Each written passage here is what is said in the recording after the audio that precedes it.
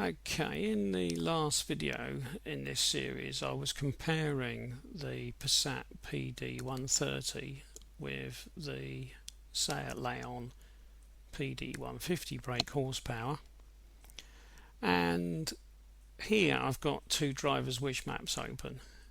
Now to compare them I could go up here and use the Windows comparator, but what I'm going to do instead is I'm going to copy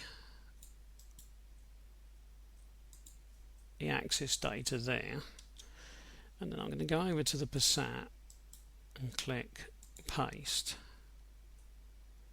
Now I hate it when it suddenly does that, a little bit of colours up like that, but we'll assume that that's okay, and we'll say yes, apply that. Okay. Right, now what it's done is nothing in effect, because it's showing me that all of those changes are not changes at all, are they? Because they're still black. So by doing that copy and paste, all of those changes have stayed as they were because they were the same, except that one. So that one is changed, and it's a pointer for this file, so that one has changed and I don't want that one to change. So what I would prefer for that one is to find the original value. So if I go to edit here and go down, click original value, it's gone back to the value that was there before. The only problem is all of them have gone back to the original value. Doesn't matter. I mean, I'm not worried about what the values are at the moment, but you can see that I can use that as a way of comparing these two files if I quickly just want to see what will change and what won't.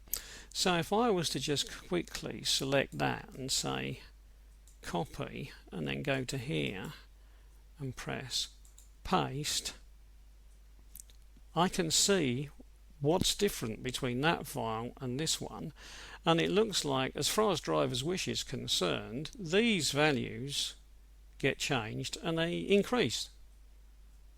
So when they made the driver's wish map for the 150 PD in comparison to the 130, they changed this block of values. Now it's anybody's guess why, because you'd have expected a block to change somewhere over here, because this is the high revs IQ end, injection quantity end, so you'd have expected a change over here, and maybe you'd expect that change to start somewhere around about the middle and then go towards the higher values. But why there are two odd little changes there is anybody's guess. I mean, they just are. Sometimes it's to do with economy, but I really don't know. I mean, I don't know why they've got two odd little changes there. Now you see, at this stage I could accept those changes, couldn't I? I could say to myself, well, I think I'll try the driver's wish map from the 150 in my 130 and see if it makes any difference.